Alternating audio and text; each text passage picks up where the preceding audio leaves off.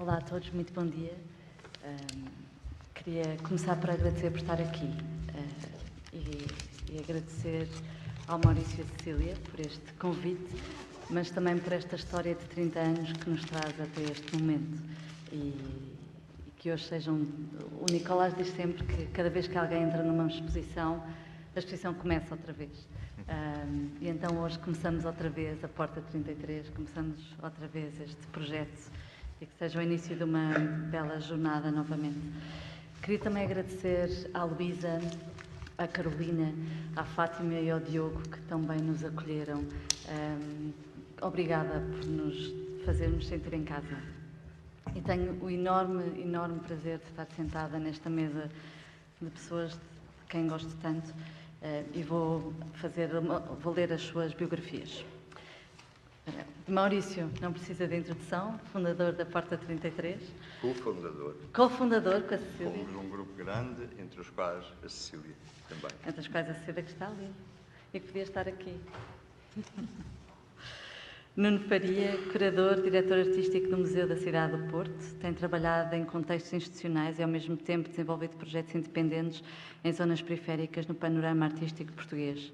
Depois de passar pelo Instituto de Arte Contemporânea do Ministério da Cultura e pela Fundação Carlos Gulbenkian, viveu e trabalhou no Algarve entre 2007 e 2012, onde foi responsável pelo Programa de Arte Contemporânea Algarve 10 e 11, e onde também fundou em Lolé, em 2009, o projeto Mobile Home, Escola de Arte Nómada, Experimental e Independente. O seu percurso também passa pelo ensino, sendo docente do Instituto Politécnico de Tomar e no IAD. Até 2019 foi diretor do CIAS, Centro Internacional de Artes José de Guimarães. Foi distinguido com o Prémio da Crítica e Ensaística da Arte e Arquitetura AICA, Fundação Carmona e Costa, 2012-2013, pelo projeto editorial e crítico que coordenou para o volume Para Além da História, onde se consolida o programa expositivo do CIAS. Nuno Faria tem vindo a colaborar regularmente com a Porta 33 desde 1999.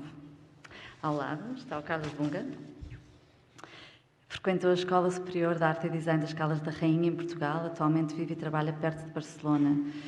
Bunga usa materiais produzidos em massa, como cartão, a fita adesiva, tinta de paredes, para produzir instalações site-specific e process-oriented, emergindo de um diálogo com o espaço arquitetónico existente, estas estruturas efêmeras são reminiscentes de maquetes arquitetónicas em tamanho real, ou de abrigos de ruas temporárias. Através do seu trabalho, Bunga incentiva o espectador a repensar as suas experiências do espaço e da arquitetura, enquanto evoca a natureza transitória e frágil das estruturas urbanas.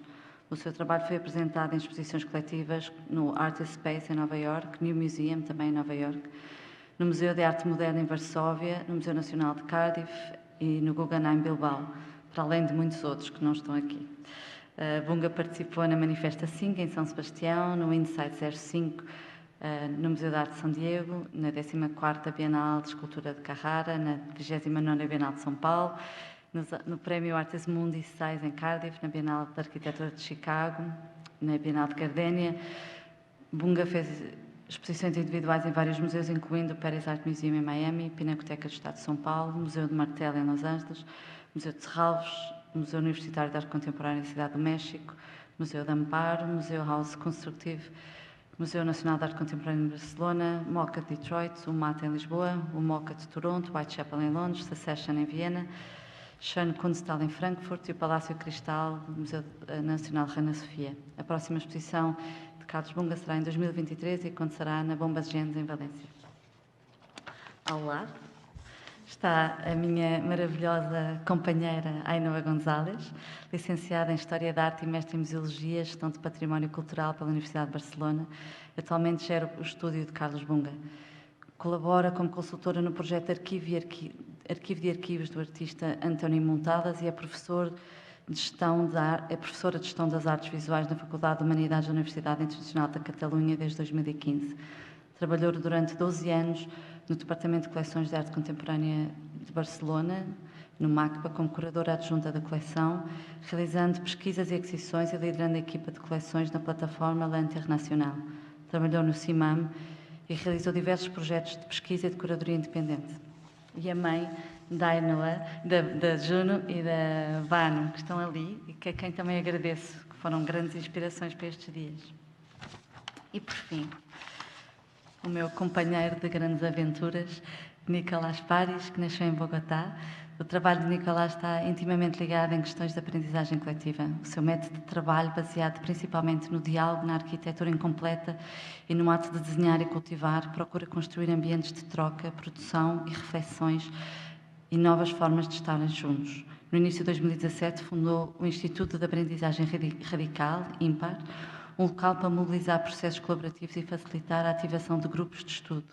Entre as suas exposições individuais, incluem-se as realizadas em instituições como o Govert Powers Art Gallery, em New Plymouth, na Nova Zelândia, Caixa Fórum, em Barcelona, Peticor, na NC Arte, em Bogotá, o Museu de Coleção Berardo, Cádiz Art Foundation, em Paris, Museu Universitário de Arte Contemporânea da Cidade do México, entre outros também. Desenvolveu projetos para a 12ª Bienal da Havana, a 1ª Bienal de Arquitetura de Chicago, a 30ª Bienal de São Paulo, a 9ª Bienal de Xangai, a 3ª Bienal do New Museum, a 11ª Bienal de Lyon, a 24ª Bienal de Veneza e a 7ª Bienal de Mercosul. Participou em residências da Fundação Cádiz em Paris, da FAAP, da Bienal de São Paulo, FAAP em colaboração com a Bienal de São Paulo, do Museu da Resistência Hub, da Trienal do Novo Museu e o programa de residências artistas disponíveis da 7ª Bienal de Mercosul.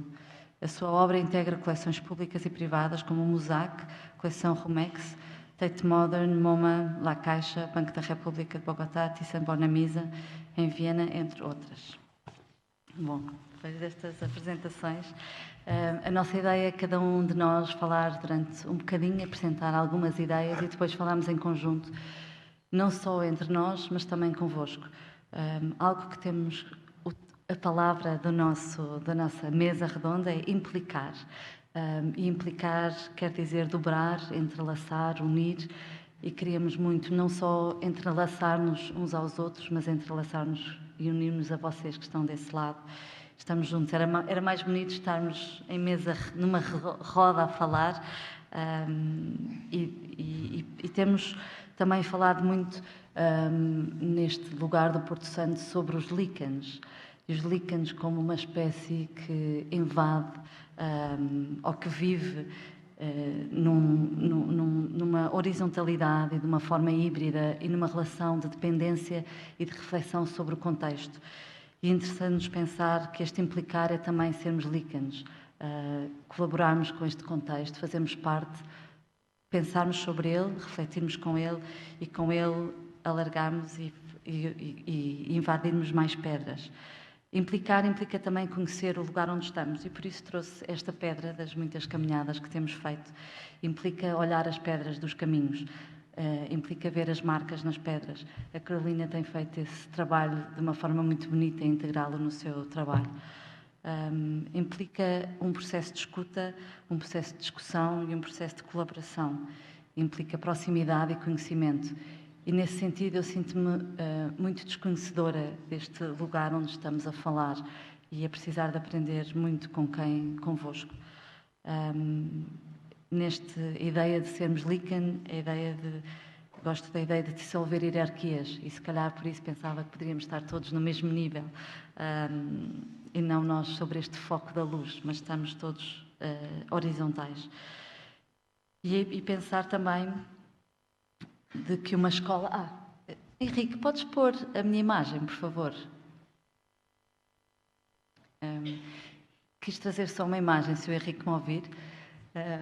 Esta, de um artista que também gosto muito, que é o Luís Camitzer. E uma vez, quando estava a trabalhar num projeto, o diretor do museu disse-lhe: o museu não é uma escola.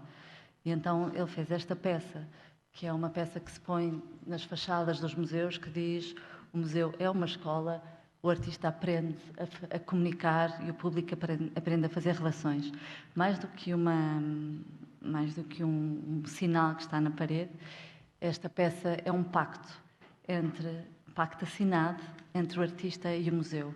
E eu gosto de pensar nesta ideia de um pacto, em que pensamos a escola ou o museu como lugar de comunidade, como lugar de implicação, de dobra, de união, um espaço público e cívico para o diálogo, e onde todos estamos implicados.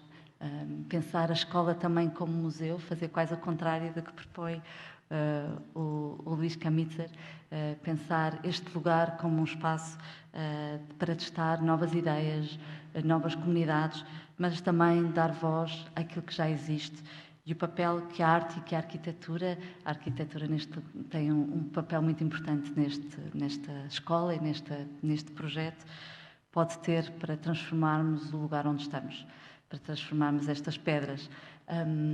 E que a pedra possa ser uma sala de aula para aprendermos a esperar, uma sala de aula para aprendermos a estarmos juntos. Vou passar ao Maurício. Obrigada. Obrigado, Filipa. Eu sinto-me aqui num devir do não saber. Isto é uma frase feliz, não é minha, ali é algures, mas implica alguma atenção. Este devir do não saber é também o facto de estarmos a criar laços com o território, com este território preciso, com esta população precisa, e especialmente com todos aqueles que se dedicam a uma das atividades mais nobres dos seres humanos, que é o ensino, que é a aprendizagem.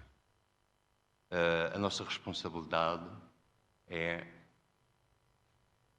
sentir que podemos dar um contributo, especialmente aos professores e aos seus alunos, de maneira que a nossa implicação com o mundo seja mais aberta, mais fraterna, mais solidária, e onde disciplinas fundamentais para a nossa experiência neste mundo possam ser decisivas para o nosso crescimento. E continuo a acreditar que continua a crescer. Todos os dias, para mim, é um crescimento. E tudo isto resulta de felizes coincidências, não só pelos 30 e poucos anos da atividade da Porta 33, portanto, pela acumulação, digamos assim, de experiências, pelo relacionamento com pessoas do meio das artes, mas também, quando a escola nos é cedida pelo município, nós estávamos a desenvolver um projeto com o Nuno Faria, que se chamava Mais Importante que Desenhar é Afiar o Lápis. Esta frase indica realmente a atenção necessária, a concentração necessária quando nos propomos a fazer uma tarefa. E nessa feliz coincidência conseguimos reunir algumas das pessoas convocadas pelo Nuno Faria nesse projeto para a nossa primeira estadia no Porto Santo. É com muito gosto e alegria que volto a rever alguns de vós aqui que estiveram connosco há 3 anos e que deram, digamos, o mote. É porque nós vimos da área das artes plásticas. A arquitetura aparece-nos recentemente através de um amigo muito querido, que é o Paulo David. E esta relação com o Paulo, aos poucos, fomos introduzidos no complexo e riquíssimo e hoje em dia tão experiencial que a arquitetura está a provocar e a convocar. E outra feliz coincidência foi o Paulo Pires do Val, também nosso amigo, com quem já trabalhamos há alguns anos, nessa altura também estar a iniciar um vasto plano, que é o Plano Nacional das Artes, e que nos permitiu logo criar um segundo encontro no Porto Santo, aí organizado pelo Paulo. E isto levou-nos a centrar e a tentar focar em 2 questões, ou em 2 disciplinas, ou em 2 áreas, a arquitetura e a educação. E há, digamos, a potência deste edifício, uma potência reconhecida, uma vez que foi classificada de monumento de interesse público, é o único edifício no Porto Santo com esta classificação.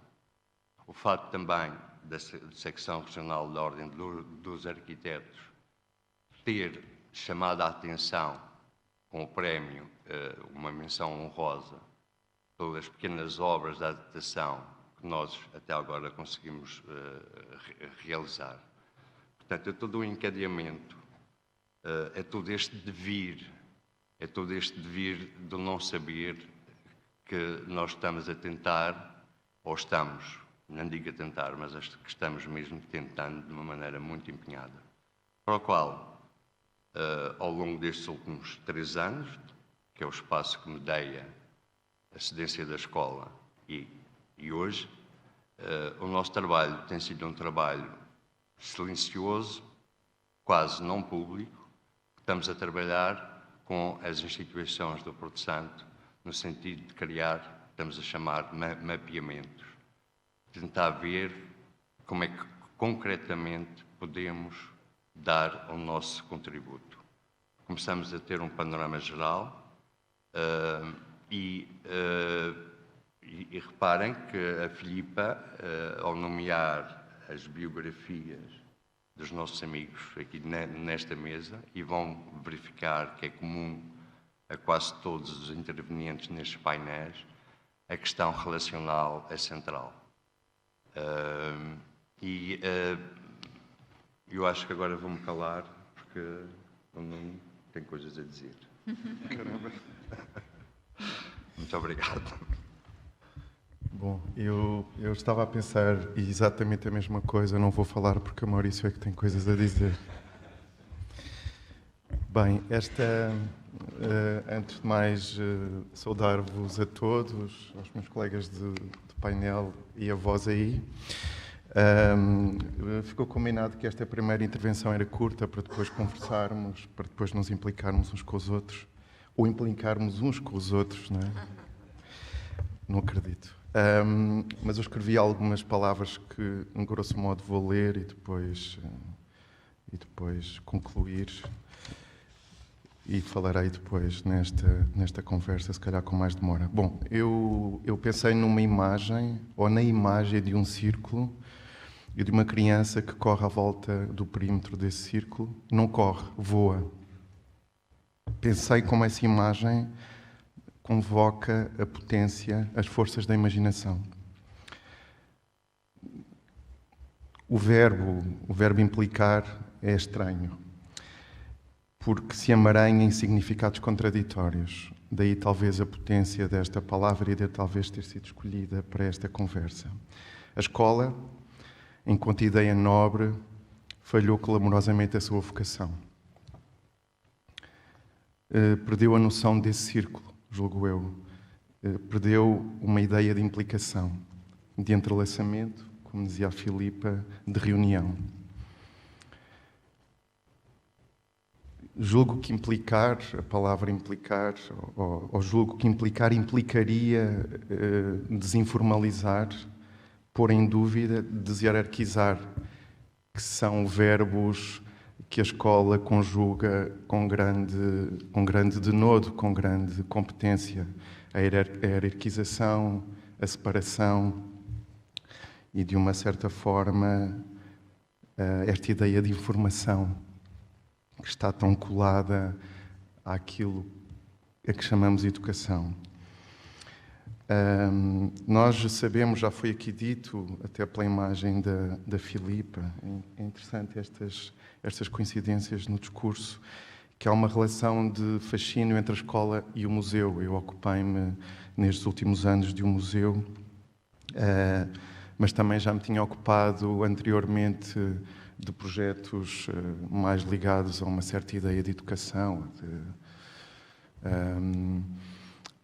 E também já me tinha ocupado de algo ainda mais nobre, que foi a educação dos meus filhos e todas as dúvidas que surgem nesse momento e toda a angústia que surge no momento de os largarmos, de nos apartarmos deles e colocá-los na escola para podermos continuar a provir à sua educação e à sua existência. É um momento bastante angustiante, o momento desta separação. E falava ontem com o Pedro no avião, é sempre um bom sítio para falar, porque não vamos com os pés no chão, vamos acima das nuvens. E há em muitos pais, sobretudo um determinado tipo de pais, que vive talvez mais utopicamente, ou seja, menos convictos do rumo que estamos a levar. Há esta vertigem de criar escola, de fazer escola, quando temos quando é a altura dessa separação, para que a separação não se dê. E essa foi uma experiência que eu e a minha companheira fizemos com outros pais. É uma experiência dura. A escola é um lugar muito exigente que implica muita resistência de quem lá trabalha, dos professores. Mas é um momento também em que percebemos, e eu tenho trabalhado muito sobre desenho, e nessa altura percebi mais coisas do que tinha percebido antes, ao ver os meus filhos a desenharem e depois a deixarem de desenhar. Nós percebemos que a escola cria uma ruptura qualquer, uma ruptura estranha. Eu acho que é importante pensar nessa ruptura, muita gente já o fez. E quando já está perdido, quando o desenho deixou de acontecer, pelo menos acontecer pelo menos no papel, talvez ele continue de outra forma, há outros lugares que talvez tentem nostalgicamente recuperar essa potência, a potência do desenho, a potência do projeto, a potência de ver, de prever, a potência da imaginação, basicamente. E volto então à relação de fascínio e de desconfiança entre o museu e a escola, entre o campo das artes visuais e a escola, o campo que são dois lugares de aprendizagem e dois lugares de projeto. Eu acho que essa coincidência é problemática, mas é muito produtiva, e eu penso que trabalhamos todos um pouco nesse lugar e talvez fosse interessante discutirmos isso.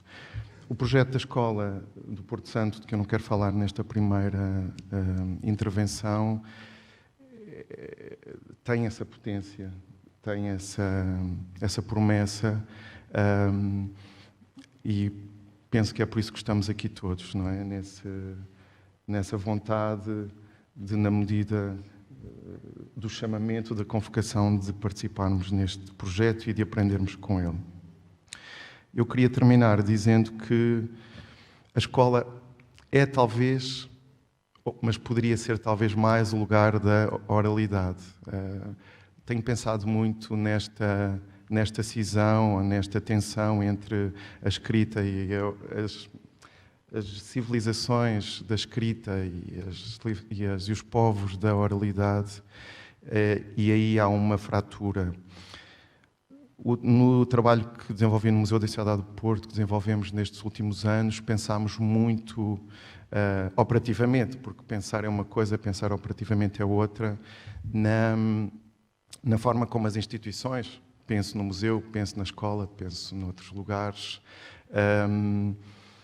podem ser o lugar de criar a dúvida, de desconstruir o discurso. O museu e a escola são lugares de poder, são lugares ideológicos. É preciso nunca esquecer, eu acho que esquecemos muito frequentemente, e, portanto, todos os gestos, todas as palavras, todos os desencontros são absolutamente exponenciados.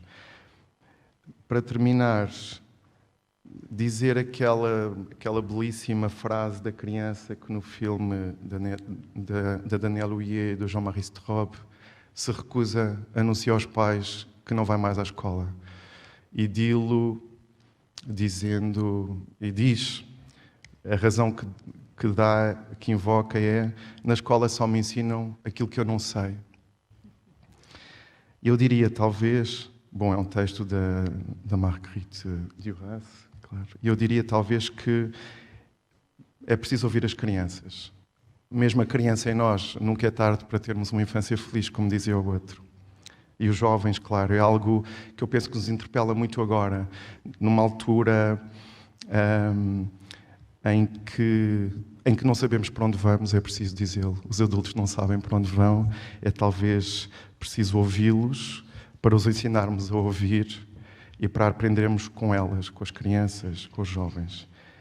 Acho que temos que ensinar a fragilidade e a dúvida,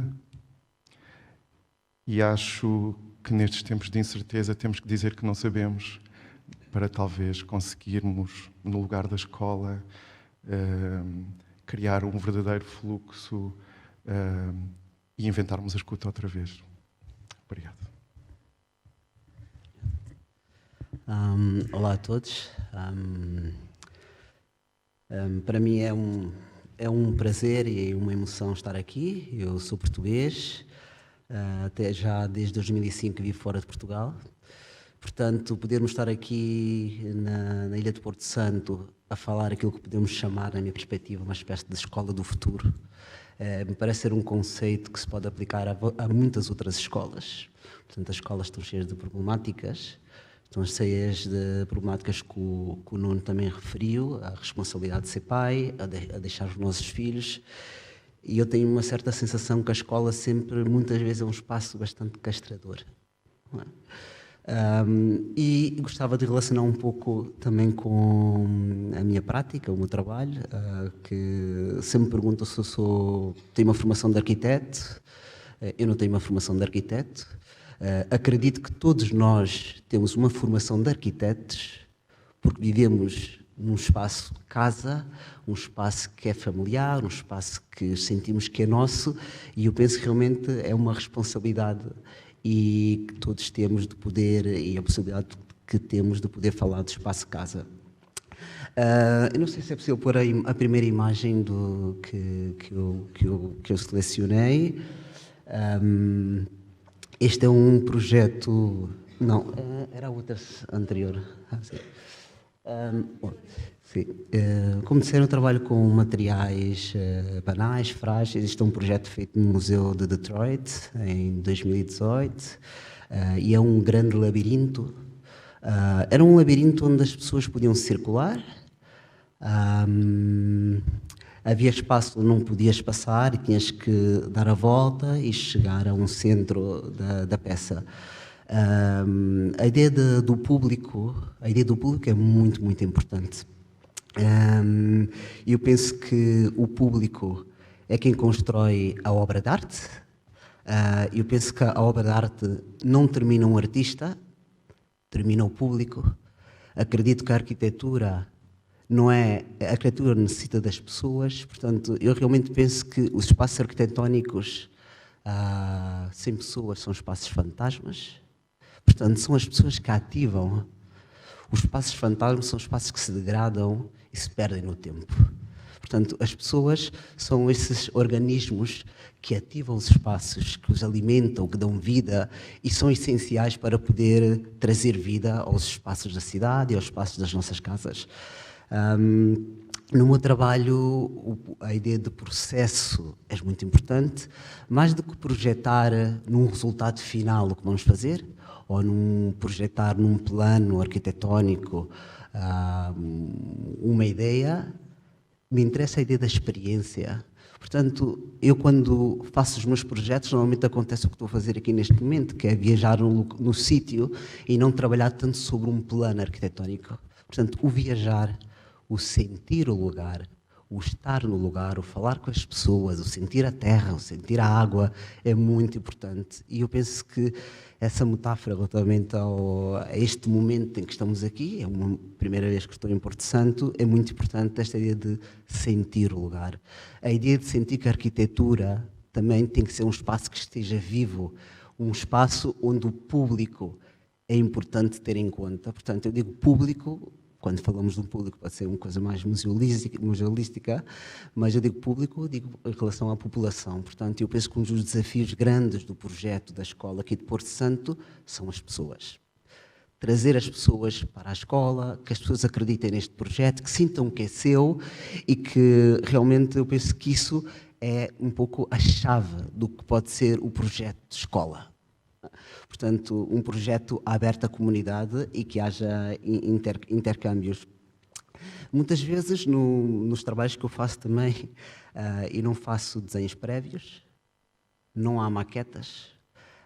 Eu lembro um pouco do Frank Gehry, quando começou a fazer as suas primeiras peças, que machucava as folhas de papel, punha sobre uma mesa e depois desenhava essas formas. Portanto, há um ponto, este gesto de machucar o papel, em que é difícil explicar. Não é? Nós vivemos numa sociedade extremadamente racional, lógico, projetamos tudo, antecipamos acontecimentos, e eu penso que é importante também emergir nessa ideia do processo e dentro do processo vivê-lo intensamente para poder ter experiências, poder entender, e portanto eu penso que este momento e este projeto da Escola de Porto Santo, realmente a palavra-chave é a ideia de processo e sermos permeáveis, porque muitas vezes estamos no processo, mas temos esta concepção muito arquitetónica de fazer as coisas demasiado programadas, trazer connosco demasiadas ideias pré-estabelecidas para um sítio, não é? De alguma maneira tem uma conotação colonial, quando vamos a ser colonialistas, como olhamos para a natureza, como olhamos para o outro, como olhamos para o planeta, digamos assim, e esse lado colonialista deveria ser rompido de alguma maneira para sermos mais humanos e para sermos mais flexíveis, aceitar o outro, aceitar as coisas. E, portanto, eu penso que este projeto deveria também ter, é muito importante ter esse sentido humilde, esse sentido humano, para podermos entender o que é a escola, que no fundo é a base de uma sociedade, mas uma escola que seja aberta, uma escola de futuro, uma escola flexível e uma escola integradora. E assim que este projeto que estão aqui a ver, esta imagem, eu fiquei fascinado porque me parecia ser dos projetos que fiz um projeto interessante para esta conversa. Basicamente, eu quando faço os projetos tenho a mesma sensação que temos aqui. O que é que vai acontecer? Normalmente as pessoas perguntam o que é que vai acontecer com a escola. Não é? Ninguém sabe. Portanto, a ideia de processo é importante. Eu quando faço as coisas sempre tenho um diálogo muito forte com a instituição, com os diretores, com a curadoria. Sempre é um projeto intenso porque sempre me perguntam o que é que eu vou fazer.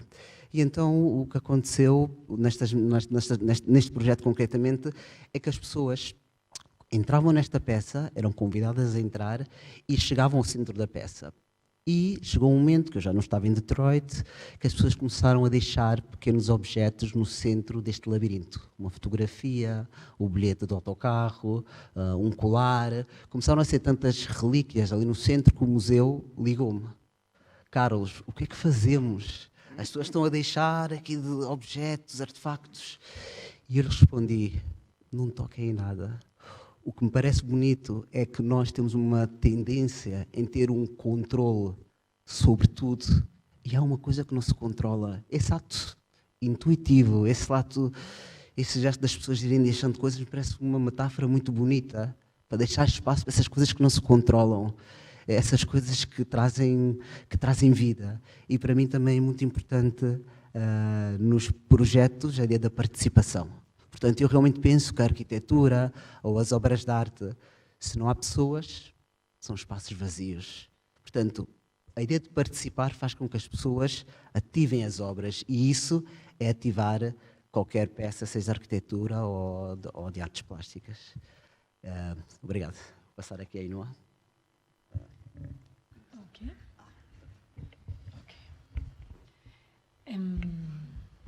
Olá. Bom dia, muito obrigada Cecília e Maurício pela invitação e a Filipa também e a todos os companheiros da mesa. Eu vou falar catanhol, peço desculpas se alguém não entende alguma coisa, podeis interromper-me e tento explicar um bocadinho melhor. Então, vou pedir se é possível pôr as minhas imagens. Não, esta é a segunda, exatamente. Nós chegamos aqui esta semana por primeira vez, o Maurício e a Cecília nos haviam falado muito da escola, mas não havíamos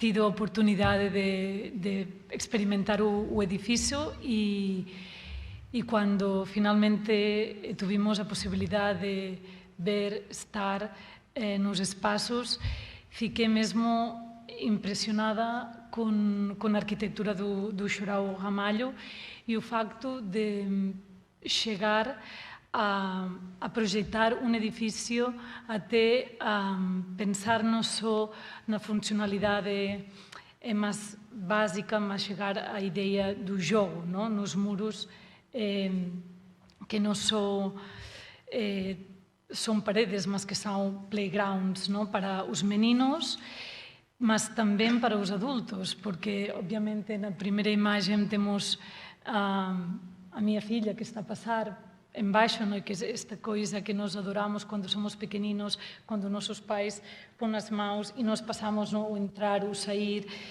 que nos fascina, mas também na segunda imagem temos esta abertura que não é só para os meninos, que é também para nós, e que é algo que para mim foi mesmo interessante de pensar que os meninos sempre estão no jogo, sempre estão lá, mas o difícil é trazer aos adultos, não? Tirar os adultos da realidade e pôr no jogo. E para mim isto já estava implícito na arquitetura, não?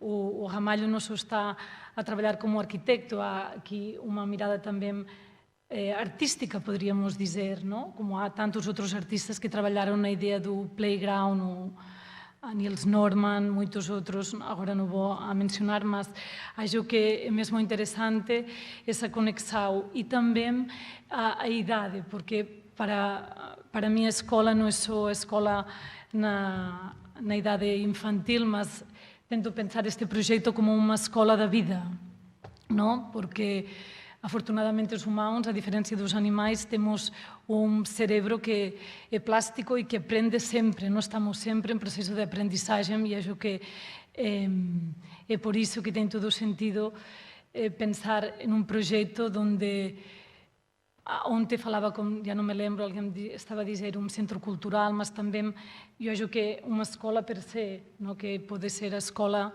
da vida, não? Onde todas as disciplinas se encontram, todos nos implicamos, a comunidade, não? E também os distintos profissionais que estamos aqui a partilhar hoje os nossos conhecimentos, não é? E também uma outra coisa interessante para mim olhar os planos da escola era que originariamente não havia vedações.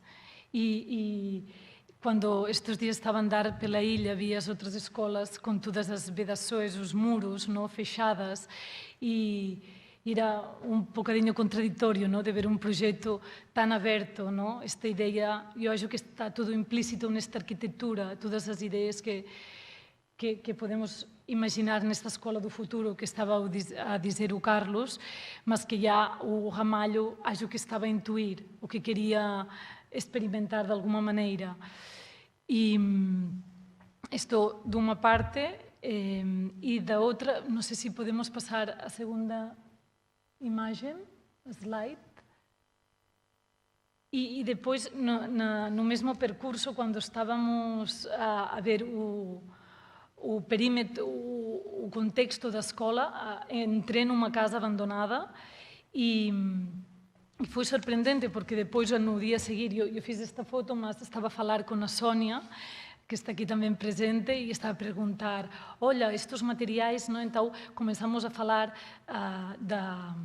obviamente das pedras, da geologia, que é fascinante na ilha, mas também das canas, não? Da Ilha da Sal. Estava tudo, o paisagem, a natureza, a climatologia, todo este saber vernacular, não? Da arquitetura vernacular, estava lá, mas era uma ruína, não? E quando estivemos um bocadinho a subir ao Pico Branco, vemos esta arquitetura vernacular que está quase a desaparecer, mas também tinha um bocadinho a sensação que é muita riqueza, muito saber não? Da comunidade, não? A inteligência, este saber local, que de alguma maneira pode-se estar apagando, mas que é preciso, e acho que tem todo o sentido de fazer este exercício, não? De recuperar, de pôr em valor, tudo o que a riqueza da ilha em muitos sentidos. Estou a mencionar só a arquitectura porque foi o exemplo mais imediato, não? Mas ontem a Fátima está a falar das vinhas,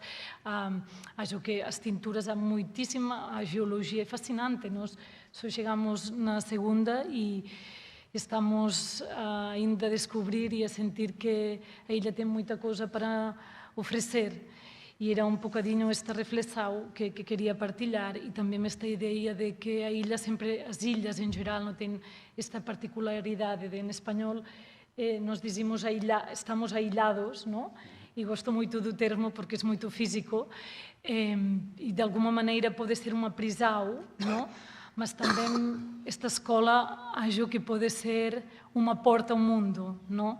E quando falávamos também ontem com a Luísa, estava a dizer, olha, nos meninos da ilha, ela está a trabalhar há muito. Ela dizia uma coisa que a mim me fiquei toda a noite a pensar, que era, ela estava a dizer, não tem muita curiosidade, não há muita curiosidade. E isto fiquei como em choque, não? De pensar, olha, temos que... A curiosidade é a fonte da aprendizagem, não é? E acho que um challenge para todos poder abrir explorar, não? E traçar os vínculos entre as instituições, as distintas instituições da ilha, não? E a própria escola, os artistas, os arquitetos, e entre todos fazer, implicar-nos nesta joia, não? Que acho que é da escola. E isto é tudo, obrigada. E agora o Nicolás vai... Hola, voy a falar portuñol y voy a tratar de hacer lo mejor que puedo. Muito obrigado por estar aqui, é uma alegria imensa. É a primeira vez que fico em um ambiente como este, em uma ilha no meio do Atlântico, e eu me sinto muito estranho. É uma sensação bem particular que todavía não encontro de escrever ou entender para mim. E eu estou falando disto também porque eu acho, para mim, estar em uma escola ou falar ou pensar acerca de las escolas é uma sensação extraña. É também um lugar que não consigo entender. Então, vou a tratar de falar de algumas coisas em desordem, mas al final vou a tentar conseguir engranar tudo. Há uma frase de um autor que eu gosto muito, que é Nabokov, que falava que o futuro é o obsoleto em reversa. E eu gostaria proponer a todos que pensar a escola como algo que está bom que seja obsoleto, e que precisamente porque a possibilidade de aprender a estar juntos en una escuela puede pertenecer al pasado, como también al futuro al mismo tiempo. Entonces, lo primero que gustaría además compartir es, para mí la etimología de la palabra escuela es bien importante. Viene del griego schola y puede significar un lugar para entender la idea del ocio o del tiempo libre. Y es bien bonito pensar que puede ser un lugar para entender, ¿no? Y eso creo que tiene una ligación muy fuerte con el arte. Es un momento para el ocio. También la schola griega puede ser un lugar para enriquecer el saber. Es un proceso continuo, no es un momento de nuestra vida, sino más lo podemos transformar en una actitud. Y también la schola o la escuela es un lugar para encontrar lo que es importante para cada uno o lo que puede ser importante para nosotros. Entonces no es un espacio técnico para desenvolver una habilidad o para aprender algo que voy a hacer toda la vida, sino más bien es un lugar para, pienso yo, para encontrar nuevas posibilidades de estar juntos. De la misma forma, eu acho que me gustaría pensar dónde aconteció la primera escuela, ¿no? Y eu gustaría pensar que fue debajo de un árbol o alrededor de un fuego, que es casi lo mismo, ¿no? El fuego es un árbol en combustión. ¿Combustión se fala?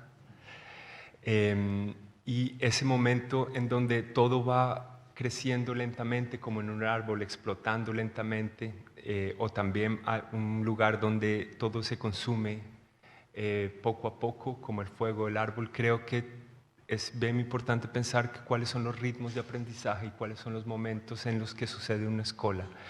Entonces, más que ser un espacio, es un lugar, es un lugar constituido por rumores, por rastros, por cambios de la incidencia de la luz, por todas las cosas que pasan cuando estamos juntos, cuando queremos aprender a estar juntos. Entonces, me gustaría pensar que una escuela puede ser un lugar donde acontece la utopía, que es un lugar donde todos aprendemos y enseñamos al mismo tiempo. Y de alguna forma estamos como al mismo nivel. Y yo acho que la escuela nos puede ofrecer esa sensación, ese entendimiento de nosotros.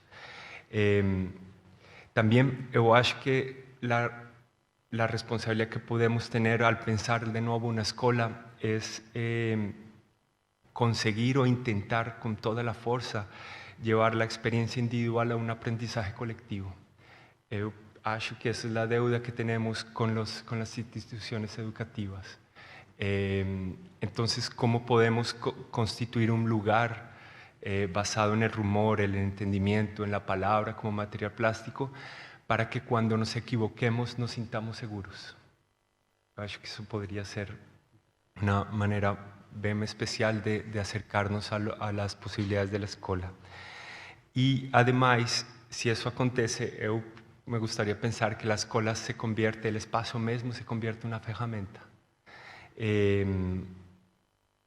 O también en un tercer maestro. El espacio, el vacío es algo que nos puede guiar a encontrar nuevas formas de estar juntos. Entonces, después de compartir como estas ideas y tratar de conectar con la razón por la que estamos hablando acá, que es implicarnos, la palabra implicar etimológicamente significa doblar hacia adentro.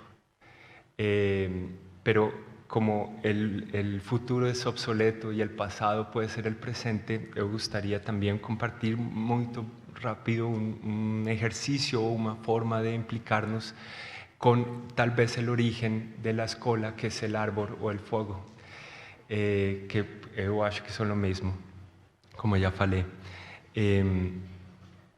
Entonces, si pueden poner la primera imagen. Este es un transportador, ¿cómo se fala en portugués? Disculpen. Transfigurador. Es una ferramenta que he estado desenvolviendo a partir de dar paseos por el bosque, mas estas reflexiones acontecieron sobre todo trabajando y haciendo oficinas y workshops o pequeñas escolas móviles sin infraestructura, que es parte esencial de mi trabajo. Y esta es una ferramenta para medir el vacío. Yo acho que en relación con la arquitectura, pues la arquitectura es la piel del vacío, ¿no? Pero en estos paseos por el bosque he encontrado, tratando de implicarme con los árboles y también implicarme el cuerpo, mi espacio interno con la floresta, intentar medir el vacío entre los árboles. Y he encontrado, es una idea, mas he conseguido más o menos demostrar que es una constante en la naturaleza, que la distancia entre los ángulos de las ramas de casi todos los árboles son 90, 30 y 60 grados cuando vos estés en la mano relajada. Entonces esta ferramenta es como un tronco de un árbol cortado. Si puedes pasar la siguiente. Esta es como la imagen del tronco, que como ustedes saben son unos anillos que van midiendo el tiempo, mas lo que consiguen es vincular diferentes momentos de la floresta, más que crecer. Y si puedes pasar la siguiente. Entonces pasa a ser esta ferramenta, y yo estoy tratando también de presentar este objeto, esta ferramenta, como tratando de hacer una ligación, una conexión entre entender la arquitectura como una ferramenta para aprender a estar juntos y una ferramenta también como una extensión de nuestro cuerpo, pero nuestro cuerpo como algo colectivo. Entonces, nuevamente, los ángulos de la ferramenta pueden medir 30, 60 o 90 grados. Y si ustedes van a dar un paseo por el bosque, que pienso yo que es el origen de toda escuela, van a poder encontrar y medir los ángulos de casi todos los árboles y encontrar una misma relación. Y esa misma relación la tenemos en nuestro cuerpo. Si ustedes tienen la mano relajada, van a ver, este es un ángulo de 60, de 30, y si la extienden de 90. Más acontece lo mismo con los bronquios de mis pulmones, más también acontece lo mismo con los ángulos de las neuronas de mi cerebro o con los ángulos del sistema reproductivo y las venas del cuerpo. Entonces, esa intención de vincular el interior con el exterior, pero no solamente el afuera y el adentro, sino también vincular diferentes escalas, o acho que puede ser una buena forma de aproximarse a esta nueva idea de escola, un lugar para aprender a estar juntos. Era isso. Obrigado. A ideia era continuarmos e podíamos continuar imenso, mas já não temos tempo e não podemos, não vos posso passar a palavra. Mas, desculpem. Não, ainda temos. Ainda temos? Temos. Desculpem, achei que eram 10. Afinal, peço imensa desculpas, eu não sei ler as horas. Temos, É às 11h15. temos 45 minutos, mais ou menos, não é? Ainda é tempo. Ainda é tempo. Então, se calhar com estas ideias que estamos, podíamos começar a pensar juntos. Eu pedi-lhes para eles pensarem em perguntas que pudéssemos levantar uns aos outros e que pudéssemos começar a conversar a partir de questões. Portanto, volto-vos a passar a palavra de alguma pergunta que queiram fazer. Tu não tens perguntas? Eu tenho sempre imensas. Eu gosto da ideia do futuro obsoleto. Obrigada. E como é que uma escola pode ser o lugar do futuro obsoleto a partir deste espaço que habitamos e que queremos habitar?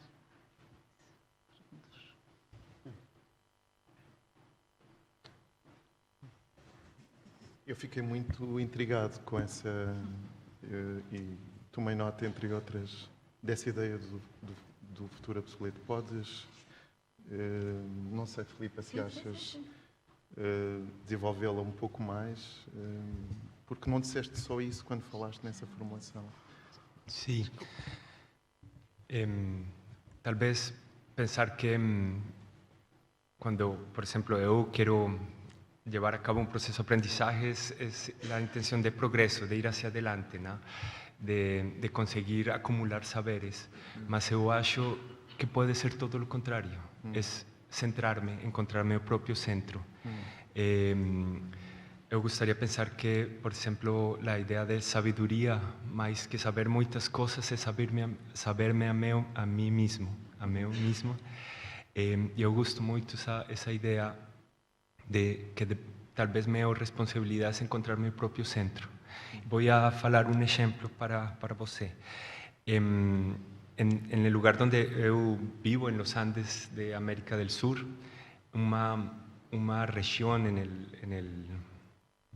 el sur de los Andes, perto a Ecuador, tiene una idea muy bonita de conocimiento, y es que la vida consiste en encontrar mi propio centro, mas mi propio centro es poderme acercar a mis abuelos y a mis abuelas. Pero lo increíble es que para ellos los abuelos es como ir en reversa, no crecer, no recibir información para hacer crecer mi espiral, mas es hacer todo lo posible para condensar mi experiencia de vida y encontrar mi propio centro, o muchos centros. Pero para ellos los centros, o las abuelas y las abuelas, son las montañas y las piedras, no son personas, es un entorno, es una sabiduría oculta. Entonces, eu gosto muito desta idea de que casi nunca avanzar es ir hacia adelante. es más reconocer tu propio centro, pero entender que ese centro cambia, no es un centro fixo, y no es uno solo, sino va cambiando a partir de tus experiencias de vida. Por eso yo falaba también de la intención de llevar mi experiencia individual a un aprendizaje colectivo. Y es como por ahí, como creo que la escuela en relación con el ocio puede ser un lugar para desechar para desechar o dejar a un lado las ganas de siempre ir hacia adelante. Es más contemplar y permanecer, y es aprender a volvernos obsoletos. Cuando las cosas son obsoletas, inevitablemente tienen que cambiar. Y lo inevitable creo que es algo poderoso en relación con el aprendizaje. Daí teres dito, não sei se percebi bem, que a escola, nesta altura, já não será tanto, mas a escola do Porto Santo ter-se tornado um lugar obsoleto é um lugar estranho, mas um lugar também de potência, não é? De mudança. Es un lugar que nos puede enseñar como un tercer maestro a mudar, a cambiar y a estar juntos de outra forma. Tu falas muito dessa ideia de espaço de potência. Se calhar poderias falar um bocadinho sobre isso, sobre como é que é este... Não, eu acho de facto que há uma comunidade de ideias, não é? Quando estamos aqui juntos, bom, o facto de estarmos aqui juntos é uma curadoria, não é? Portanto, não é um acaso, mas há uma comunidade de ideias que eu acho muito forte e que me é muito confortável, no sentido em que se percebe que, obviamente, os esforços que cada um faz no seu trabalho, não é? É disso que se trata, não são obsoletos, justamente, não é? São esforços que se conjugam com os esforços de outros, dentro de uma ética qualquer, que não sei exatamente qual é, mas acho que é a ética, por um lado, da ação e, por outro lado, da imaginação, não é? Há algo de utópico no que fazemos, é seguro, mas também há algo de funcional, não é? No sentido em que propomos práticas, propomos campos de entendimento, campos de questionamento. Isso eu acho que me é bastante reconfortante saber, porque tenho aprendido que o trabalho não é autoral quase nunca, o trabalho que fazemos, mesmo sendo um trabalho criativo. Isso dá muito conforto, porque afasta qualquer lógica de inovação, uma palavra que acho quase desprezível nesta ideia de que inovamos, né? Nesse sentido de que estamos à procura de coisas à frente quando elas, se calhar, atrás nos ensinam mais. Pronto. Mas tu dizias, era a potência, a ideia de potência. Nestes últimos anos eu aprendi muito também, porque foi com o desafio de, no fundo, criar ou de ativar um museu à escala de uma cidade. É logo um exercício de humildade, no sentido de perceber como é que se tornam as coisas, como é que se ativam forças para que as coisas funcionem, não é? Como é que o museu pode ser à escala de uma cidade e se pode confundir com a cidade e vice-versa. Portanto, esta ideia de centro que não... Um museu sem centro é uma metáfora muito forte. Foi o que trabalhamos. E isto para dizer que outra aprendizagem, de facto, que nestes anos mais recentes fiz também, com as equipas com que trabalhei, é que instituições como o museu têm muita dificuldade em deixar de ser o centro do discurso e têm muita dificuldade em colocar-se a si próprias em questão. E o que, no fundo, eu fiz, e quer dizer, no fundo não consegui eu próprio consegui destituir-me a mim próprio. Eu acho isso interessante.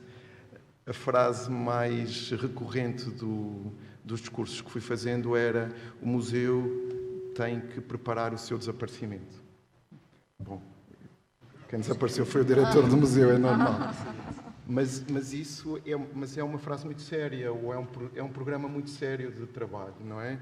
De que forma é que as instituições reclamam a sua inexpugnabilidade num mundo que é eminentemente frágil? Não é retórico, entenda-se. Quer dizer, não é andamos a dizer há muito tempo, a anunciar crises, e este deleite ocidental da crise é uma coisa que é incomodativa. Mas o museu aprender a preparar o seu próprio desaparecimento, assim como a escola, poderíamos dizer, são realidades intermutáveis, é um belo programa de trabalho que vai muito para além de uma questão técnica, ou de uma questão... Quer dizer, não se trata propriamente de que o museu abandone os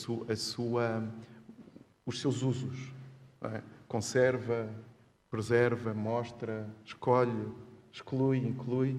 Isso faz parte da mecânica do museu. Mas é mais como é que o museu descobre a sua vocação, ou redescobre a sua voz. E temos tido exemplos, não é? O Museu Nacional do Rio de Janeiro, que arde, o Arquivo da Cidade de Colónia, que colapsa, não é? Sei lá, a Cinemateca de São Paulo, não sei, são muitos os exemplos das catástrofes associadas a lugares de inexpugnabilidade e de preservação de uma memória ou de documentos que consolidam essa memória.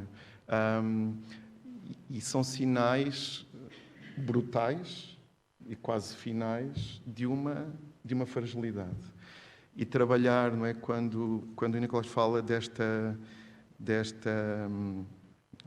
lugar obsoleto, a mim também me interessa muito, na realidade, o museu como lugar obsoleto, e interessa muito o museu como lugar da oralidade, ou seja, os objetos são sempre coisas transitivas e são sempre... O museu, de facto, é ativado por quem nele entra e por quem nele se reaprende de uma certa forma, e obviamente que os objetos não são o centro do museu, assim como os livros não são o centro da biblioteca, etc, etc, etc. Claro, há uma tensão, obviamente, com aquilo a que estamos cada vez mais expostos como é que é dizer, e a seguir calmo, aos revisionismos, aos negacionismos. Portanto, esta tensão entre história e memória, entre documento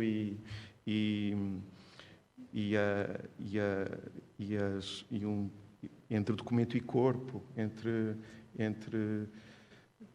é óbvio que são instituições, o museu e a escola, que precisam de ser repensadas, mas também precisam ser reativadas, como estas maravilhosas propostas nos dizem, não é?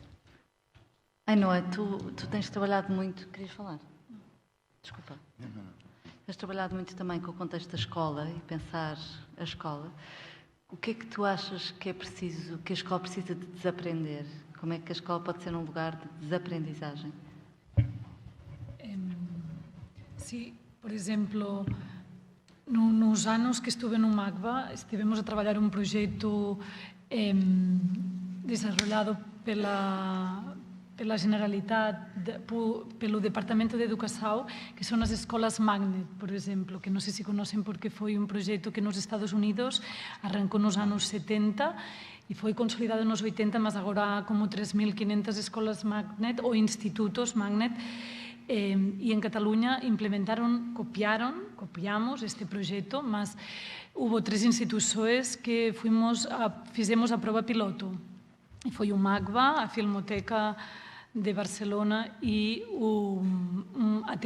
a Televisão Nacional, en colaboração com escolas que estaban en risco de segregação. Então, o mais interessante é que neste período, quando nos ofereceram a possibilidade de participar neste projeto dentro de um museu, de facto foi a única vez em 12 anos que um museu, eu acho que estava num terreno totalmente desconhecido, que nos apresentaram o projeto e disseram, olha, quem queira participar, independentemente dos departamentos, exposições, programas públicos, arquitetura, abrimos a possibilidade de que se trabalhe en un equipo interdisciplinar. Então, fomos moita xente de diferentes departamentos que comenzamos a traballar juntamente as escolas para desarrollar un currículum que partía da escola, mas com uma instituição de referência, de prestígio, não? Cultural ou científico, no nosso caso era cultural, para desenvolver em 4 anos todas as assinaturas através das artes.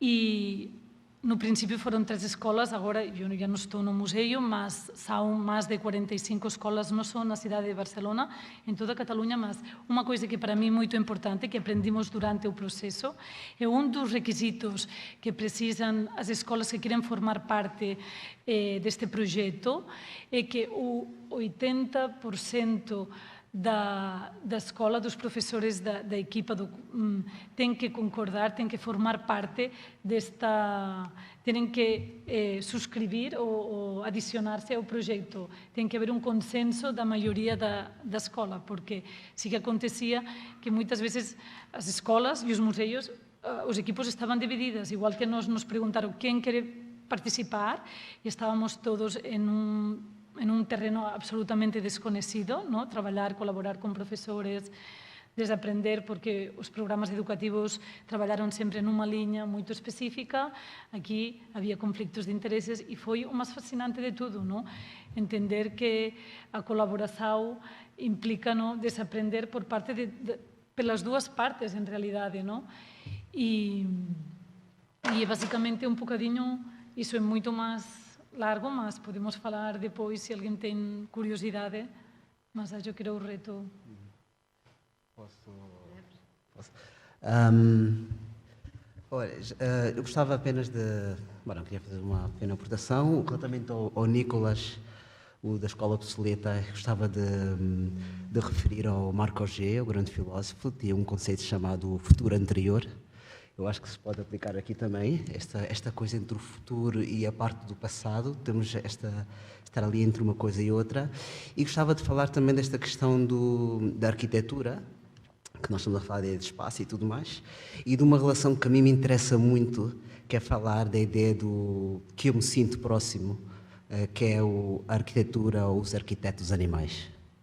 Portanto, o interessante da vida arquitetónica, quando pensamos nos animais, nos pássaros, nas abelhas, que fazem estas estruturas extremadamente perfeitas, mas que para nós é difícil entender. Essa simplicidade, essa, digamos, genética ou esse acumulado de conhecimento de décadas que continua no tempo, mas continua a surpreender-nos. Então, a mim parece interessante, quando falamos de arquitetura e relacionar com a arquitetura animal, que cria aqui um abismo que nos faz questionar. Nos faz questionar muito mais do que as nossas próprias arquiteturas. E faz questionar uma questão de a complexidade de uma teia de aranha, a complexidade das casas das abelhas. É um nível feito por umas criaturas tão pequenas que a nós nos continua a surpreender. Portanto, eu penso que realmente esta sensação de surpreender vai ao encontro de ainda termos um ego muito grande, de sermos o centro do mundo e de termos um pouco a dificuldade de retirar isso e tentarmos entender, que é um discurso que cada vez fala mais, que fazemos parte de um sistema e de um ecossistema, não é? Portanto, cada elemento nesse ecossistema tem um papel. Seja um animal, seja uma planta, seja uma flor. E, portanto, este projeto da escola me parece interessante pensar dentro desta metáfora de um ecossistema onde cada elemento tem o seu papel e que, entre todos eles, se possa construir uma teia ou uma colmeia, mas onde tem que existir muita generosidade da parte de todos para poder olhar o que temos à frente. Significa, neste caso, a terra, a pedra, a água. Vivemos num mundo tão tecnológico, a tecnologia e com a pandemia se acelerou tanto, que eu penso que nos deixa num estado bastante, ou cada vez mais nostálgicos.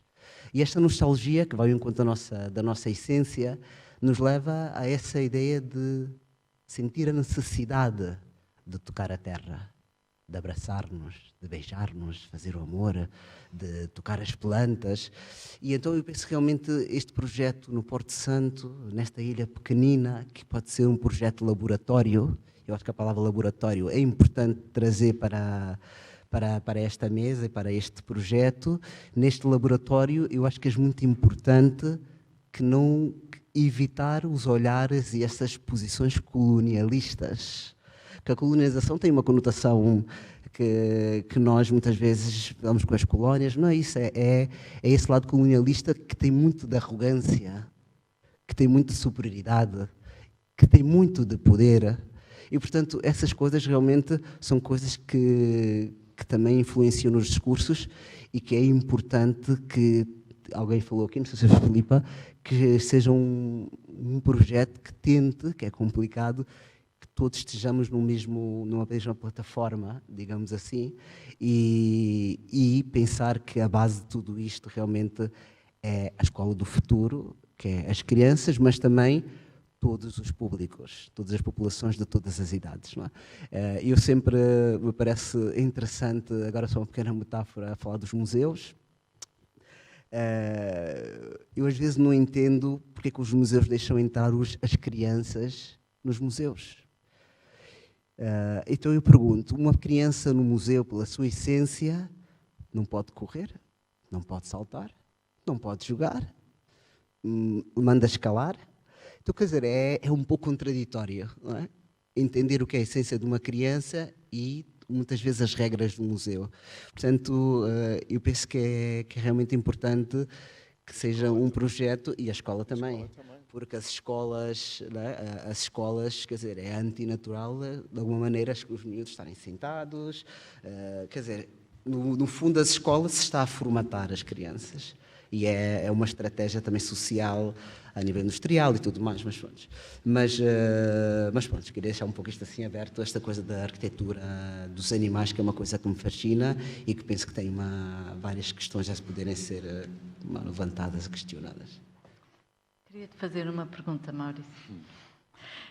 O título deste dia é a reinvenção da escola e da sua relação com o lugar. Eu queria te perguntar como é que tu pensas esta reinvenção de um lugar a partir do conceito de implicar.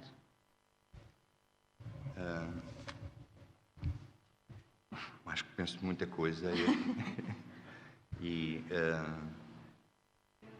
acho que a razão principal deste encontro foi dar-nos a conhecer mutuamente. Há aqui pessoas com quem já estamos a trabalhar, professores, e não estou a tentar fugir, mas fundamentalmente era dar cara a este projeto. Portanto, este projeto faz com pessoas. Eu confesso que sinto a grande vantagem de estarmos numa ilha isolada, fora, digamos, das grandes visibilidades e, portanto, e talvez mais livre em termos de experimentar o erro. Mais livre em termos de ocuparmos o nosso tempo. Poderá ser um tempo mais focado, mais intenso e não tão disperso. Nós vivemos um mundo em que o nosso tempo é muito disperso. Nós estamos a tentar responder a muitas questões em simultâneo e, por vezes, deixamos de realmente dar importância à essência dessas próprias questões. E as questões vão-se alimentando e a gente andamos um pouco atordoados um pouco perdidos, num certo sentido. Mas nós somos adultos e temos uma função essencial, que é tratar das nossas crianças, não é? Trazê-las ao nosso mundo, que é um mundo realmente velho e obsoleto. Mas é um mundo que, ao mesmo tempo, temos um grau de conhecimento e que nos pode ajudar a nos reinventarmos.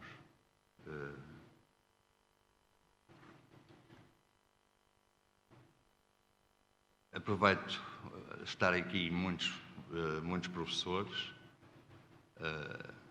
Assusta-me um bocado que a nossa imagem para vós possa ser, olha, lá vem mais pessoas a nos dar mais trabalho.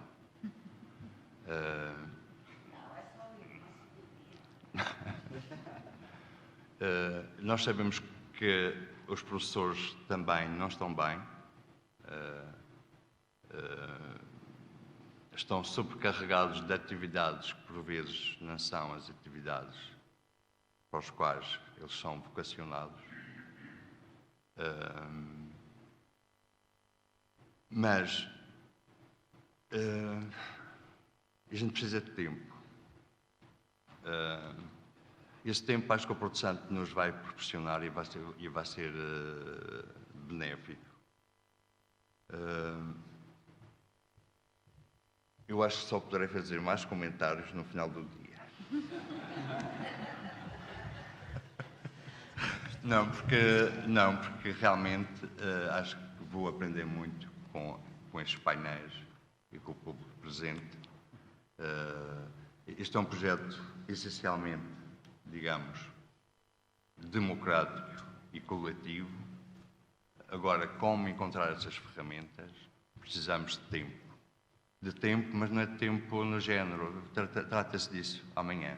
Não, é este tempo que estamos a desenvolver.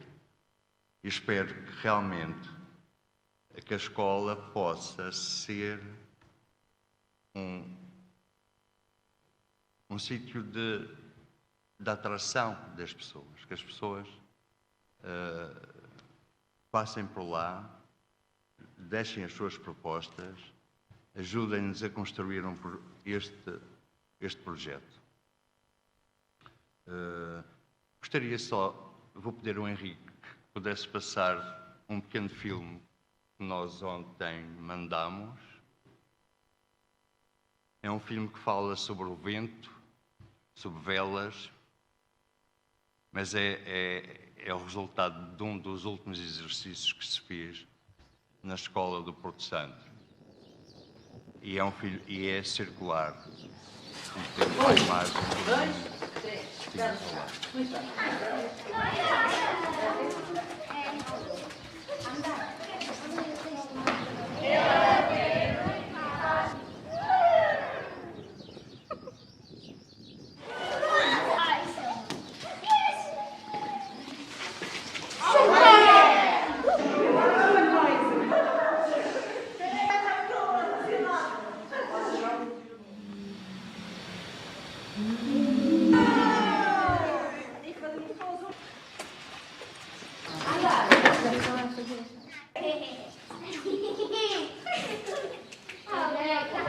Vamos ouvir o que a Vera está a ouvir. Que sons é que não se ouvem aqui nesta escola e nesta ilha que vocês gostavam de ouvir? Gostava de ouvir o som do sol.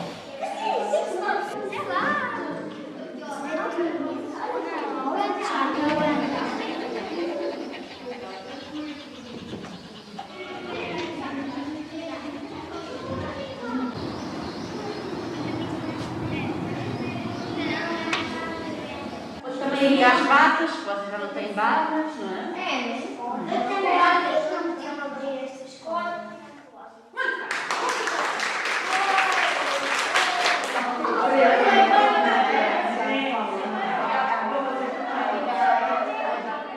Dois, três, quatro. 1, 2, 3, 4. E agora do braço direito. A ideia é que a escola da vila comece a receber estas memórias das pessoas todas que passaram por aqui e fazermos alguma coisa com isso, não é? De não ficar só memórias do que era no passado, mas pensarmos o que é que queremos que a escola agora seja. Ia sozinha para a escola ou ia com um colega? Isso às vezes acho que tinha umas audiências só com a fora. Não pergunta-se para tudo. Não pergunta-se para tudo. Ainda por Sim, senhora. É a luz do candeeiro. Não é a luz imensa. Não, isto aqui não tinha nada. Isto aqui não passava carros praticamente nenhums e eles não tinham esta habitação. Não tinha habitação? Não. Era uma escola livre. E os meus brincavam à vontade. Foi aí que o lanche deixou de ser pão com marmelada. Começou a ser pão com outra coisa. Talvez uma convivência diferente, já só para fazer e tal. A gente com 10 anos já acaba esta escola. Não, era totalmente distintos. Todos ficaram cá. Hoje em dia já todos viajam. Temos tudo a fazer. Também subiam à cobertura? Sim, subíamos aquilo, trepávamos aquilo tudo. Claro, sempre sujeito aos castigos. Saltar, de vez em quando subir, os mais arrojados conseguiam passar para o teto. Depois subir aqui para cima da escola, para aquele bloco, subir. E quem dos outros, não era só eu. Os outros estavam aqui dentro, eu vinha-se para a janela, que a gente estava na rua, estava preso. Uma infância muito boa, tínhamos muita liberdade aqui, não havia perigo. Era muito bom, por acaso gostei.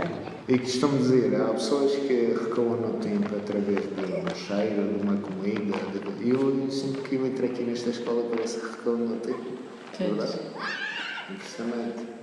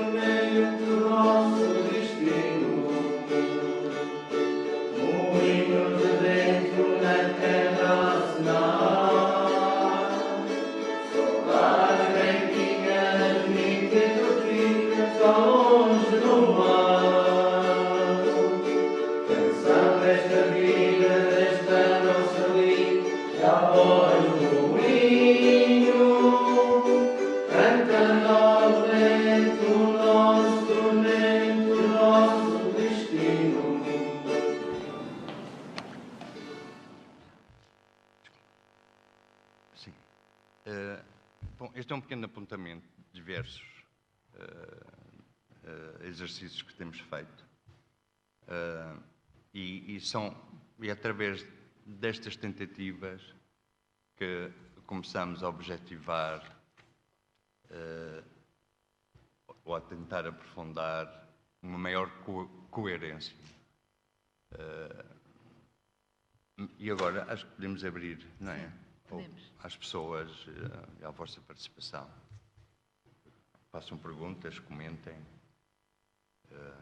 nos ajudem a estar neste lado de cá também.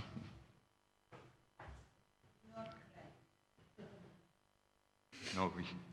O recreio.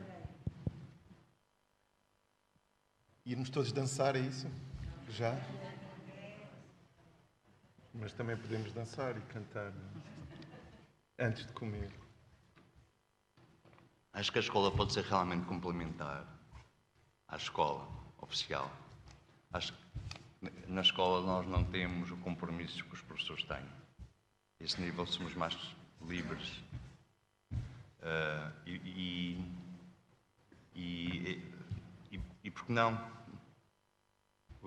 usar esse espaço para essa liberdade, porque aquela escola já foi livre também nesse sentido. As crianças não havia aquelas vedações metálicas, a escola estava ao mesmo plano da rua, não havia diferença, não havia muros. Este é um exemplo, como um exemplo físico. Portanto, alguma coisa mudou quando se separa a escola do mundo, quando se empareda as escolas. Ok, fala-se da violência, pronto, mas a violência sempre foi uma coisa que nos acompanhou na nossa experiência humana, constantemente, não é? O grande problema é que alguns de nós estão com muito medo. E o medo destrói. O medo atordoa, o medo come a alma, como dizia um dos filmes do Fassbinder. Olha, mas era bom que vocês falassem. Ou vamos para o recreio. Claro. Há o microfone, não sei se funciona. Não sei quem mais funciona.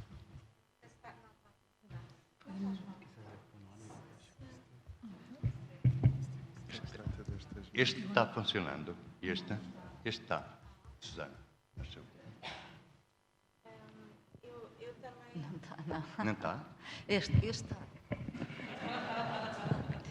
Pronto, eu estava a ouvir e estava-me a identificar.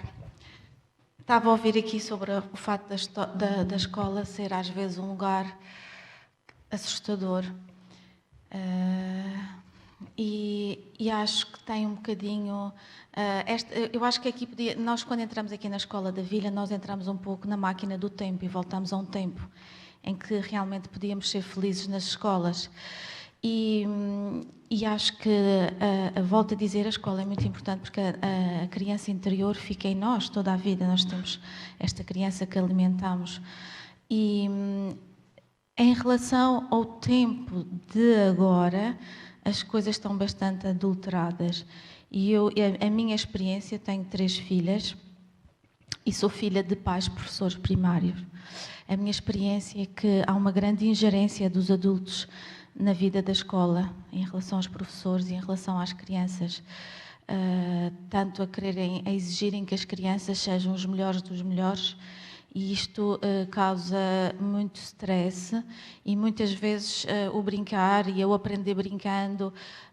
Eu lembro-me dos meus pais ensinarem desde a tabuada, outras às horas, a brincar e a cantar, e essas ligações que ficavam. Eu lembro-me muitas vezes que os alunos eram filhos quase dos meus pais e havia esta ligação humana profunda. E havia um grande respeito por parte dos pais das crianças. E agora eu tenho, já uma experiência grande e, portanto, tenho diferenças entre as minhas filhas de 2 e 3 anos. E essas diferenças já são imensas devido à evolução do mercado de trabalho e, portanto, em tenra idade se molda e se limita o ato criativo que é ser criança, que é evoluir com a experiência, se limita já formatando as crianças para uma futura profissão ou serem os melhores dos melhores. Portanto, este stress, eu deixo uma crítica porque muitas vezes e é preciso os pais se interessarem em ir à escola e fazerem nas reuniões da escola, fazerem esse debate, trazerem esse debate e terem a coragem de dizer aos outros pais também que deixem os professores fazerem o seu trabalho, que deixem as crianças evoluírem por si só, porque o que eu acho é que a competição é feita muitas vezes em casa, tanto a nível dos trabalhos, que nós às vezes até gozámos. Houve uma altura que os miúdos tinham que desenhar, tinham que fazer uma molécula e nós todos chegamos à escola para ver a exposição sobre as moléculas, era a molécula da água, do ar, etc. E comecei a perceber que nenhuma criança tinha feito aquele trabalho, porque de repente ouço um pai olhar para o outro: qual é o teu trabalho? Aquele. O teu está bem feito, olha, bolas, não sei o quê. E portanto, isto é quase caricato, mas é mesmo isto que eu sinto que acontece. E há que desmaterializar a ida à escola, a deixar o tempo de aprendizagem. E quando falei na máquina do tempo também me referia ao facto de era uma experiência que eu aprendi isto com os meus pais e que levei para a vida, e também na minha inserção, há um tempo, na minha inserção na minha própria escola, há um tempo para aprender e haviam alunos que aprendiam um ritmo mais rápido e alunos que aprendiam um ritmo mais lento. Esta escola proporciona, eu tenho a certeza que esta escola da Vila proporcionou isso. E também há uma escola, pronto, que é uma escola que eu acho que também muito interessante, que é esta escola dos Barreiros, onde os meus pais davam aulas, e eu lembro-me de haver assim uns extratos, e haviam crianças que simplesmente não queriam ir à escola, não eram forçadas a estar ali, ou estavam lá, ok, sentas-te aqui, quando te sentires preparado para entrar na sala, entras, quando quiseres vir à escola, vens, não queres aprender isto hoje, ok, ficas aí sossegado, ou queres fazer outra coisa. Havia este respeito dos professores para as crianças e vice-versa, não havia aquele limite. É uma crítica que, no fundo, eu deixo aqui aos pais jovens, a todos que são pais e estão a ser, não tentarem não passar esse stress às crianças e, sobretudo, não fazerem...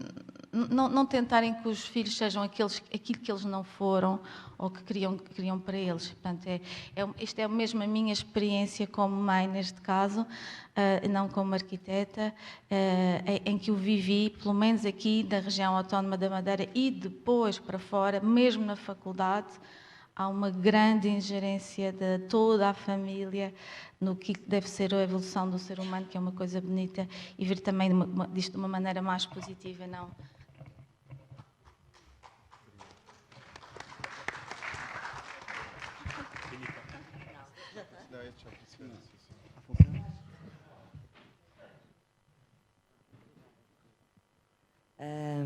Bem, primeiro que tudo, obrigada a esta primeira sessão. Foi fascinante ouvir a pluralidade, mesmo que às vezes pareça uniforme, não é tanto assim, das vozes que falaram hoje.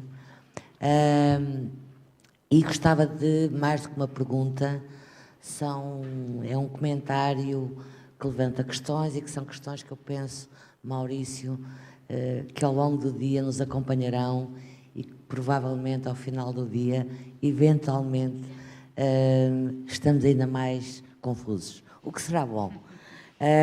Mas, enfim, duas ou três ideias. Uma delas, nomeadamente este vídeo, portanto, trabalho que vocês já estão concretamente a desenvolver com a escola, e é importante que, dada a altura, não nos percamos em todo um discurso e esqueçamos porque é que estamos aqui. Nós estamos aqui porque há um projeto de ativar esta escola, edifício arquitetónico do João Ramalho, maravilhoso, mas neste vídeo, precisamente, nesse trabalho que já estão a desenvolver com a comunidade, várias pessoas dizem que a escola era um lugar de liberdade. E eu acho isto muito interessante, porque quando se ouve o discurso sobre a escola que alguns de nós dissemos, e algumas coisas que dissemos sobre a escola, parece-me que se esquece que a escola também foi e pode ser um lugar de liberdade. A família pode ser um lugar de opressão e a escola um lugar de fuga a essa casa e a essa família. E, portanto, um lugar de liberdade.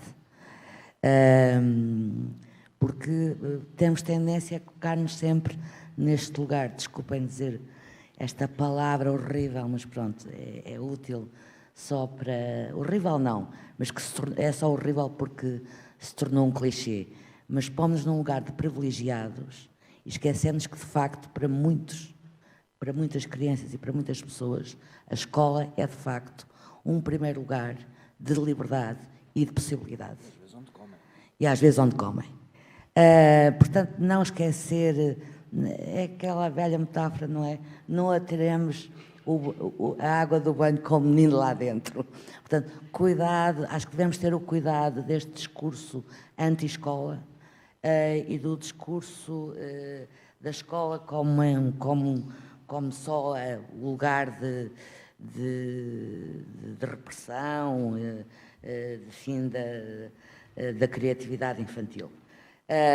A outra ideia era que, e também isso passou em várias, e também no vídeo e também em algumas dos depoimentos ou das conversas ou do que se foi dito, que é a escola como muitas vezes o primeiro lugar de relacionamento, ou seja, onde se aprende a estar com os outros da mesma idade, mas uma mesma idade que pode ter cores, tamanhos, corpos, maneiras de falar diferentes.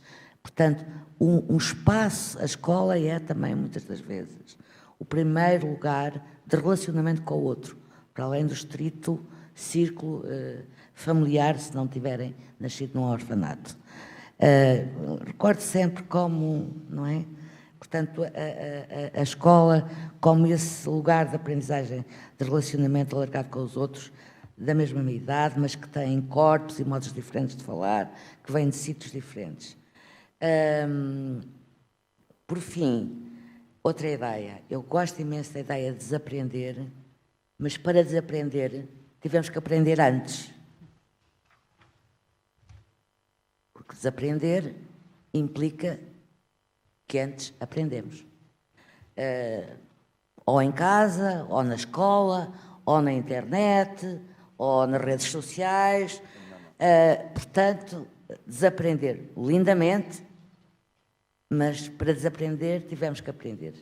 E temos que ver em que lugar é que estamos a aprender, não é? E se a escola não continua a ser um lugar essencial para aprender e um lugar de, volto a dizer, de inclusão social. Onde, por vezes, para além do que o Miguel aqui dizia, e às vezes o lugar até onde se tem o pequeno almoço ou o almoço e a única refeição do dia. Portanto, não podemos esquecer isto tudo. Quanto agora o ativar esta escola que aqui temos, eu acho que o caminho faz-se caminhando. Este dia hoje vai-nos dar, com certeza, ao longo do dia, várias ideias, mas tudo o que aqui foi dito, do futuro obsoleto, enfim, todas as intervenções, eu retiraria ideias muito interessantes para ativar esta escola, porque é esse que o projeto, que felizmente a Porta 33, a Câmara de Porto Santo e a Madeira querem fazer, e pode ser um projeto utópico, que seria muito bonito que fosse. Finalmente, só para responder à senhora arquiteta, nós também temos que preparar-nos para lidar com o stress, porque o mundo é um lugar de stress. Portanto, as crianças e nós todos temos que aprender a lidar com o stress. Portanto, concordo consigo numa coisa. Acho que provavelmente estamos num momento que todos temos ideias para a escola, ou melhor, para a educação, e provavelmente ouve-se demasiado todos os elementos com a mesma, sem hierarquia. Eu gosto de hierarquias, digo já. Assumo isso, ao longo do dia podemos falar. Não, mas saíste do armário. Saí do armário completamente. Acho que a hierarquia é importante, porque com a hierarquia vem aquilo que está mais próximo do que se pensa da natureza e do que o Carlos Bunga falou e da colmeia. Porque para haver colmeia tem que haver abelha mestra. E o reino animal ensina-nos também essas coisas. E pólen, claro. Pronto. Mas pronto, isto para dizer que me parece que enquanto há uns anos atrás o professor era a autoridade que falaria sobre o que deve ser uma escola ou o que deve ser a educação, hoje, com a entrada demasiado horizontal para mim de todos os elementos envolvidos na questão da escola, há uma cacofonia que por vezes não me parece muito útil. Mas porque de facto temos que, para sermos humanos e para lidarmos com o mundo, e desde sempre, e o Maurício acabou de dizer, violência sempre houve, nós também temos que preparar as nossas crianças para o stress e para o trauma, porque ele vem de um modo ou do outro. Pronto, só para início de dia. Podemos ir para o recreio. Alguém quer mais algum comentário? Ou pergunta? Obrigada, Isabel. Bom. Vamos beber um café, então? Obrigado.